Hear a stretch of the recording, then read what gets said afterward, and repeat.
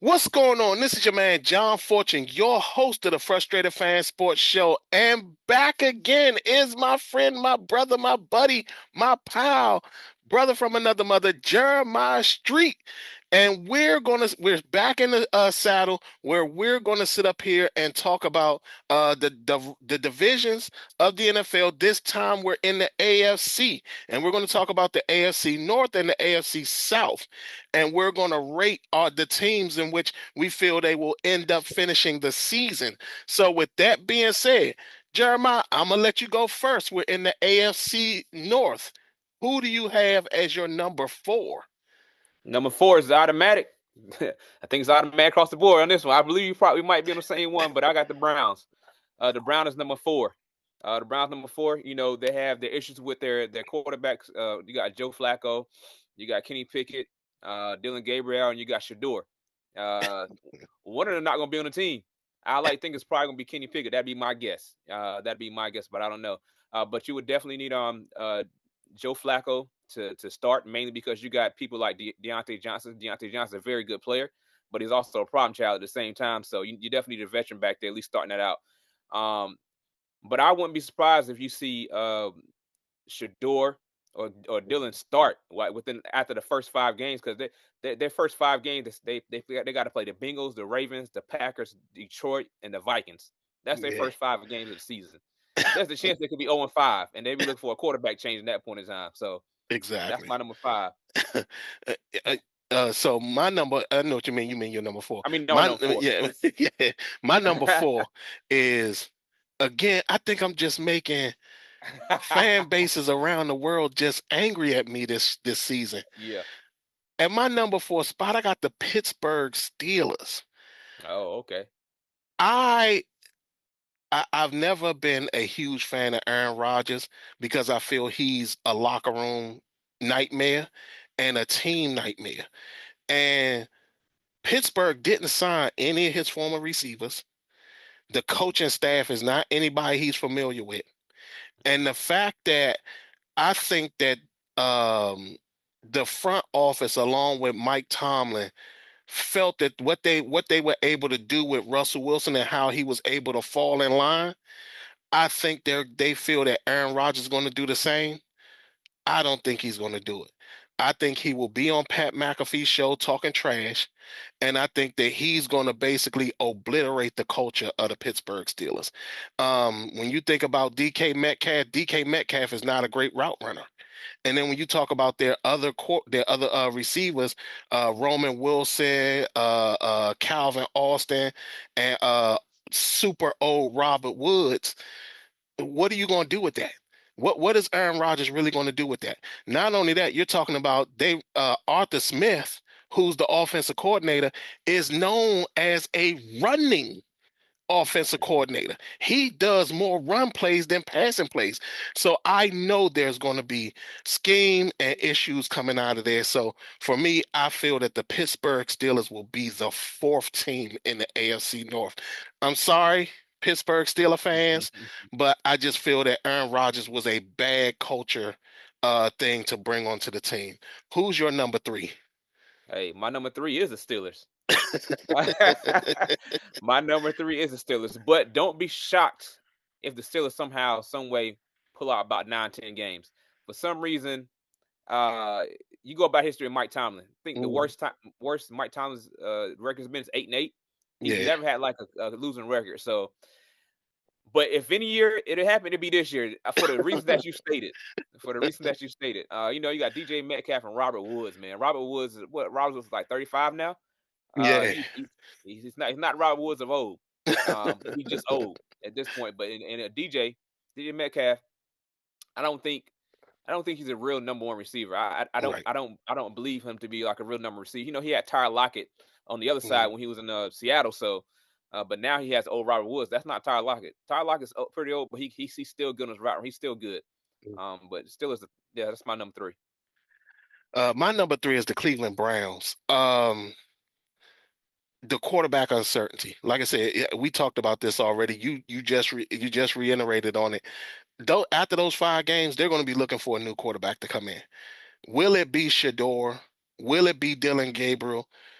Will they be one of the teams that say, exit, we're just going to go ahead and we're going to do these quarterbacks in the way we got them? Which means, do you go Flacco, Pickett, Gabriel, then Shador? But then at that point, your season is pretty much flipped over and you didn't just ruined it. I think their defense is probably still one of the best defenses there is on paper. But and I think that Myles Garrett feels some type of way about what happened last season. Like I think he was truly unpleasantly happy about how bad the defense was last year. And I think that we're going to see a massive turnaround defensively with the Cleveland Browns. Again, like I said, their quarterback woes. Dan Quinshawn Junkins just got in trouble, man. I mean, sat up there, got arrested on domestic violence charges. He was going to probably be their bell cow running back. Now they got to rely on Jerome Ford again, which he's not as effective as people want him to be. But yeah, this is not. I thought about putting Cleveland at the bottom, but I just feel that Aaron Rodgers is going to destroy the culture of the Steelers. So that's my number three. Who's your number two? My number two is the Bengals. Yeah, okay. Their biggest mistake that they made was not paying Jamar Chase before Mm, last season. yeah, They yeah. should have paid him because now he made him break the bank. But also, they paid the number two receiver, and I think for the Bengals, even though I got them ranked number two, I feel like it's going to be the same repeat of last year. It's going to be the same thing. Joe Barry's going to try to bear the defense out of it. Get the defense out of the situation. It's going to have to be a high scoring games for them to win. I think last year they went 8-9 last year. They're probably going to be somewhere around there. I might give them 10-7. I might probably give them 10-7. But I'm not really sold on the Bengals as a team. I'm sold on a lot of key players, but I'm not sold on them as a team. Hey, they did bring Samantha Piran back. They brought him back. He deserves a running back. But they can't even pay the defense. Look at Henderson, man. You know what I'm saying? They it's just one of those things, man. You pay big on one side of the ball, and you're gonna get scraps on the other. You know what? And we're in line with this, but understand that, yeah, my Cincinnati is also my number two. But I really and I had to go with the quarterbacks I'm most comfortable with, which is Mm-hmm. why I put Cleveland at three and Cincinnati at two. Um, Again, yes, that offense is there. T. Higgins is the one they should have signed the year before they were forced to pay Jamar Chase this year. Yeah. They screwed up. They screwed up badly. Defensively, you're talking about the two guys that you need in this defense are both practice. You got one that's under contract, but he's not happy. And then you got another one in a rookie who hasn't been signed yet. Even though and there's this thing out about all the rookies that's not signed and stuff like that. I'm not concerned about that. I tell everybody, don't worry about the rookies in July. Worry about it in August, because that's when the preseason starts. Yeah. When the Yeah. preseason starts, that's when you worry. July, let them just keep working. But yeah, Cincinnati offensively, that's what's keeping them in games. That's Mm-hmm. always what's keeping them in games. Their offensive line got slightly better, which is what they needed to do. But again, I'm with you. I mean, Cincinnati, I would want to get them 10 games and stuff like that. I just feel that defensively, they're going to have problems. And if teams go the smart route, which I think they will, what they're going to do is they're going to run all day on the Bengals defense Mm-hmm. and keep that offense on the sideline. and that's how Cincinnati is gonna mess around because that's practically almost what happened last year.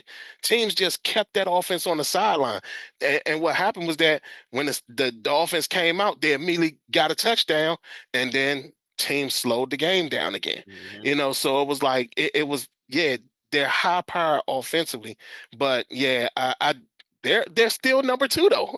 They're still number two in this division. But yeah, so that's how I got it. And I guess we both got the same. What's your Yeah, number one?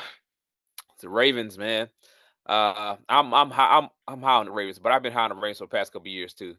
Mm, Mainly wait for them to break through and make to the Super Bowl, at least make it there. mm, Maybe this year. They got that killer secondary.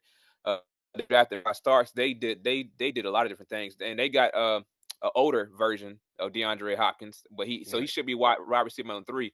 You got Zay Flowers, you got Rashad Bateman. They got a good receiving core. But they also have a mediocre O line. The mediocre O line, but Lamar Jackson does make up for a lot of that when mm, it comes down to a mediocre O line. So it's almost like they're doing the Cam Newton effect. They're not investing that much to the O line, which they should, because imagine if they did with Lamar right. Jackson back there. Um, but yeah, I can see them breaking through this year. Hopefully, maybe if they don't, they don't. If they do, they do. Lamar Jackson 2-time MVP. He's something's got to happen at some point in time. They still got Derrick Henry. Something Right. has got to break through because you can only hold a team together for so long Exactly. Especially when you before. talk, yeah, Yeah, especially when you talk about people like Derrick Henry. Yeah. yeah. It's only a matter of time before they break everyone gets paid somewhere else. Yeah, again, you and I agree on this. Baltimore Ravens, number one. I don't see anybody really stopping them this season.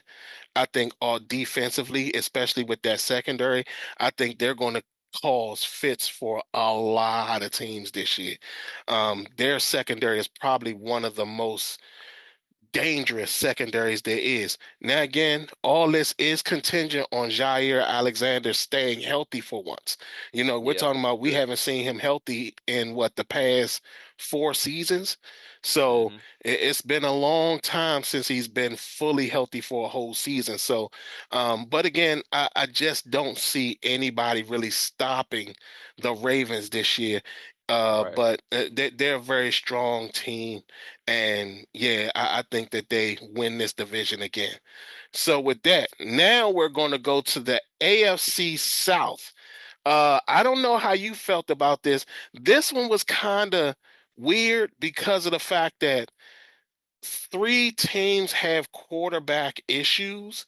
Hmm. Um, and it's basically the only team that doesn't have a quarterback issue.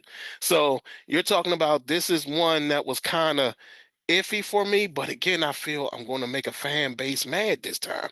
So I'm a go first on this one. My number four in the AFC South is the Indianapolis Colts. That quarterback situation is ugly.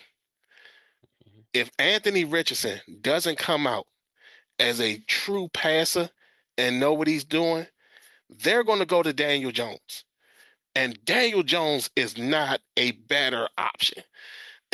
you know, when you're talking about talent wise, they have an incredible team talent wise, offensively and defensively. When you're talking about Jonathan Taylor, Michael Pittman, Josh Downs, they have a ton of talent that is very good on the Indianapolis Colts. The problem is their quarterback situation. And my concern is that with the Anthony Richardson having his issues and struggles and stuff like that, and then your backup is Daniel Jones, who hasn't shown that he's able to even be a quality quarterback himself in his first stop that gave him 6 years and a new deal. So I don't know how that's going to go. So for me, Indianapolis Colts is number four. Who's your four? This was tough for me. This division. This was tough for me to because I could have went in a lot of different ways, but I didn't. I didn't. So uh, I don't think this should surprise so many people, but I decided to go with the Titans being number four. I want the Titans being number 4. Mainly, we don't know. Cam Ward was number 1 pick overall. Mhm, It doesn't when you go, number 1 pick overall, you go number 1 for a reason. There's always a mhm, reason why you're number 1. You're not going to the best team. They did get an addition of Tyler Lockett, which is Tyler Lockett. He's getting on the back end of his career, but he's still pretty good. And they have Calvin Ridley. mhm, Um, whew, man, there's not too much to say about them. I think they will improve from last year because their last quarterback will he's not good at all. I mean, I don't yeah. think he's good. Matter of fact, he might not actually be an NFL caliber quarterback. He might actually be an NFL caliber quarterback. Backup, I'll say number 3. But they're going to improve, but I don't see too much improvement from last year. We have to wait about give them at least about 2 or 3 more years before we see like that big jump. You know what? That's something I can actually agree with. Um, I the reason why I didn't have them as my number 4 is because I do feel that Cam is a slight improvement over Will Levis. Hmm. That team could have won a whole hell of a lot more games if Will Levis didn't throw interceptions and throw illegitimate passes during that Hmm. time. I mean, you're talking about when you think about just their receiving core alone, you got Van Jefferson, you got Tyler Lockett, you got Right. Calvin Ridley, and you also got what is that third Traylon Burks, who Oh still yeah. Uh-huh. hasn't really developed that much, but he's Hmm. not that bad. You got Tony Pollard out the backfield. You got Tajay Spears out the backfield. You have an incredible defense with great corners.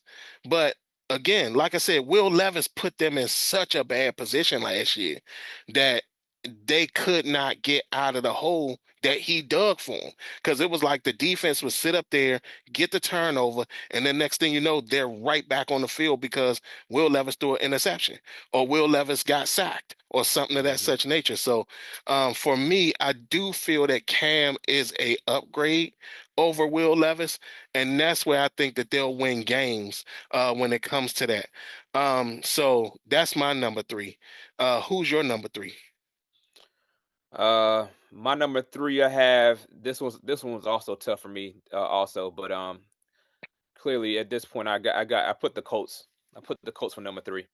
All right, Okay. so reason why I put the Colts at number 3, they did lose some offensive line, but their offensive line is still they got them on Pro Football Focus. They got them ranked as I think number 5. Yeah, number 5. They have them ranked as number 5, and that that alone is good enough for like Daniel Jones, because Daniel Jones had been operating behind the greatest offensive line. I don't think Richardson going to win the starting job out of camp. I Mhm, think they're going to look. I think they're going to look at Daniel Jones. They're going to see how he works. Uh, he already has more experience than what he does. mhm, He's mobile too. He just makes bad decisions at the wrong time. He does that a lot. That's his problem. But he's never operated behind the O line. Now, if this O line stands up to be in top 5, and he gets time to pass the ball, like I said, any mediocre quarterback with a top notch O line, mhm. they can do well in the league. They can do well. Now, I'm not saying they're gonna be great, but he'll be better than Richardson, because Richardson was behind this line last year, and they had 2 of their top O linemen get Right. signed with Left the for free Vikings. agency. Yeah, left for Yeah, free agency. they Right. both went to the Vikings. Hmm. So, um, we'll see. I just don't believe Anthony. I just believe Anthony Richardson should have just stayed in college for a little bit longer. You know what I mean? Hmm. Yeah. And that's actually, I mean, like I said, we had it flipped. So, but it sounds like we're on the same page when it comes to Right. the top 2 again in the Hmm. division. My number 2 is the Jacksonville Jaguars. The only concern there is Trevor Lawrence. We've seen him be mediocre since he's gotten the league. Right. And even to the point at where he's now on his third offensive friendly head coach. Urban Meyer was offensive friendly. You had Hmm. Frank Wright offensive friendly. No, Doug Hmm. Peterson was offensive friendly. And here you are now with Cohen, who's offensive friendly. What's happening at this point now? Because at Right. this point, it's not the coaching, it's the player. Hmm. And my thing is like, will we actually see Trevor Lawrence change who he is as a quarterback, or will we see the same thing again? And I just my I think that their team is a quality team. I just don't see Trevor Lawrence getting out of the rut. Again, this is another guy that has been in the league for what now, 5 years? Hmm. And we're still talking about his possible growth. And he's another one that got paid. Like, it's so crazy how the NFL are paying all these ineffective quarterbacks now. And it's just it's shocking to me. He has more than enough weapons. I mean, Brian Thomas is there. They signed Travis Hunter. They got ATN down there. They Hmm. have more than enough stuff to be successful down there. What will happen at this point? I don't know. Everything will rely on Trevor Lawrence at this point, and if he doesn't come through, that's going to be a problem. Who's your? I'm assuming your number two is the same. Yeah, it's same. It's same.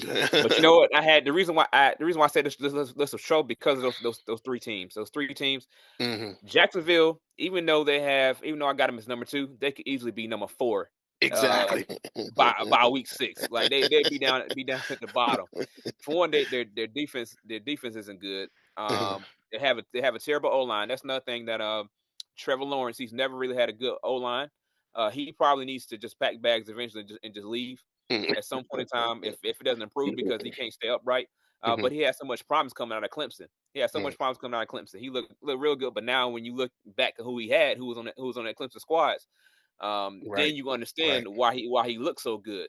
Right. Um, Right. because now he has really good weapons now, and still can't shake anything. Still can't make anything happen. They like I said, they got a new coach.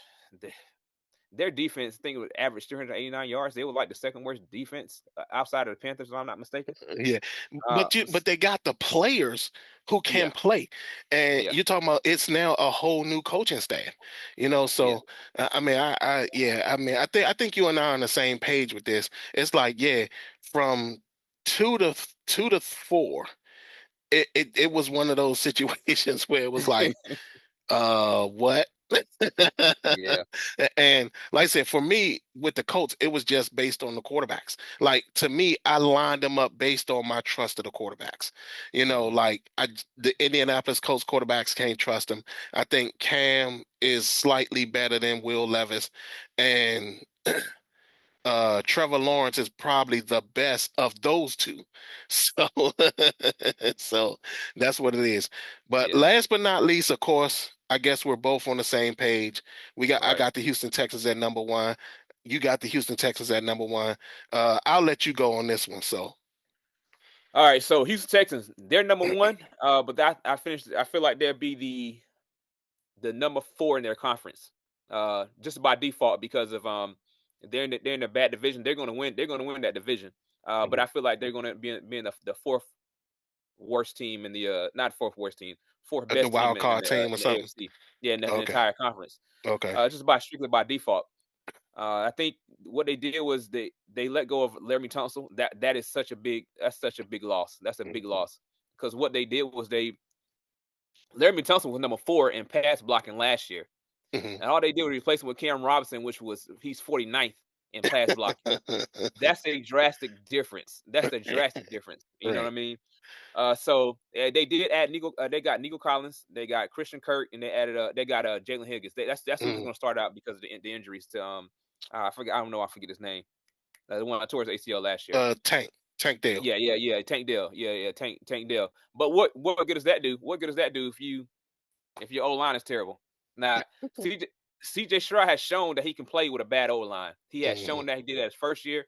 He did it last year. But I believe this one's going to be a whole lot worse than his first 3 years.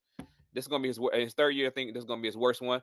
And then he has a new offensive coordinator. Forgot about Yeah. that. They Yeah. fired Yeah. the last one. Bobby Slowick, yeah, they got Yeah, rid of they him. they Yeah. they they let him go. So he got to know a whole new language now. So Yeah. we'll see how Houston Texans slide off or how they fare. But I think they're going to win their division regardless of how if they regress or not. I agree. D'Amico Ryan's as a head coach is fantastic. He Yeah. doesn't let that team go down the pipeline at all. You're talking about turning the team around in 1 year. That's impressive. So with that, yeah, I mean, everything about Houston goes into the direction of some level of success. Their quarterback is just what he is. They Yeah. they also drafted two wide receivers from the same school this in the draft that just passed. So they're already looking to the future of not possibly not having Nico Collins, and what happens if Tank Dale doesn't truly recover all the way? Mhm. Like they got the speed guy and they got the big guy in the draft. So from like I said, from the same school. So That's they're smart. already preparing themselves for what could possibly come down the pipeline. And when you think of a team or an organization that's actually thinking that far ahead, they're already in the weeds of saying, yeah, let's start getting more things that can grow up around CJ Stroud versus something that's already not that may not be there as he's still progressing as a quarterback. So yeah, but defensively, you can't talk about that front seven and not praise how good it is. They also have a very good secondary. Even though Mhm. I think that was it Justin Reed that they lost? No, they lost I forgot who they lost in their secondary, but they still have one of the strongest secondaries, especially when you're talking about to have two insane lockdown cornerbacks and Stingley and Lassiter. I'm telling you, man, I mean, like this team defensively is on top. Offensively, we'll see what they do. Like you said, the O line, that's probably their big question mark still Mhm. coming out of even last season to this season. Will their O line hold up for them? And like you said, the change of the offensive coordinator, we'll see what that terminology is like. Or is this a guy that kind of sticks? I mean, he could be a guy that, knows the terminology that he had back at Ohio State and is Mhm. probably sitting up there saying, oh, I'm just going to basically recreate Ohio State's offense here. So that could be the case too, which again is a pass friendly offense versus anything else. And Mixon is a fantastic running back. So we'll see 100%. we see what happens with him. So that is our review of the AFC North and the AFC South. How do y'all feel, fans of the teams? Leave your comments and let us know how you feel. Do you agree with some of what we say? Hey, you ain't got to be fans of the team. How many of y'all feel that I'm on the right path, or that even Jeremiah's on the right path? Steelers fans, I know I'm gonna get it from y'all, but be patient with me and try to understand where I'm coming from. And Indianapolis Colts fan, like I said, y'all could go from the bottom to the top because that y'all division is so open. Y'all let me know what y'all think. Other than that, this has been your man John Fortune with my man Jeremiah Street, and this has been the Frustrated Fan Sports Show.